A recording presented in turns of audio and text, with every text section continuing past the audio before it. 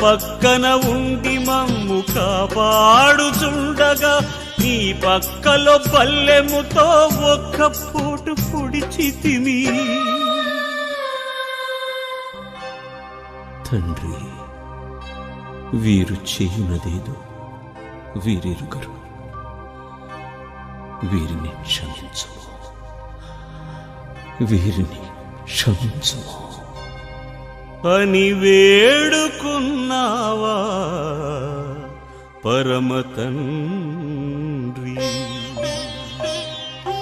ఎవరి కోసమో ఈ ప్రాణత్యాగము, ఎవరి కోసమో ఈ ప్రాణత్యాగము, నీ కోసమే నా కోసమే. కలువరి పయనం, ఈ కలువరి పయనం, కలువరి పయనం, ఈ కలువరి పయనం.